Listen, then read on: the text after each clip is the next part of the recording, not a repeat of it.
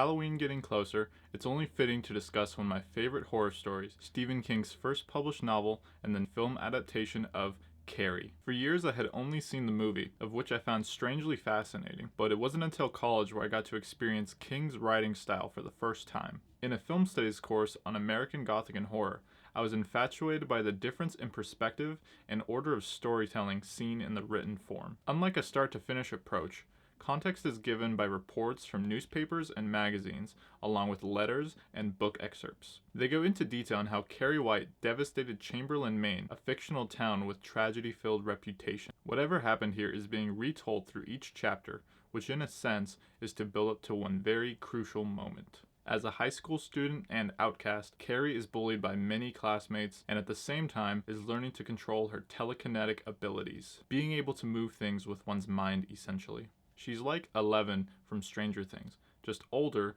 and with a more normal background, discovering her powers inherently instead of being scientifically altered. Normal may not be the best word though, as she did grow up with her fanatically religious mother Margaret, making life at home perhaps more challenging than away. Nobody deserves Carrie's situation. Even King finds his work to have a surprising power to hurt and horrify.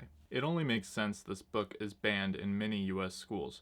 There isn't much in the way of positive reinforcement here. Yet these renditions of Carrie work so well, both widely acclaimed, with the screen adaptation among few in horror genres nominated for Academy Awards. Sissy Spacek and Piper Laurie's mother-daughter relation propelled their considerations and became the story's most complex narrative. The side characters are interesting too, with Sue being one of the bullies who realizes her cruelty and attempts to help Carrie. Sue's boyfriend Tommy makes for an all-around good guy who genuinely wants to do the right thing. Then there's Miss Collins, or Desjardins, who stands up for her and tries to be a friend as best she can. Even one-dimensional antagonists Chris and Billy, yes, that's John Travolta, while not likable in the slightest, deliver their hatefulness so well, it's hard not to recognize. One of the most confounding things about Carrie 2 is determining whether to feel sorry for her or not based on the resulting conclusion.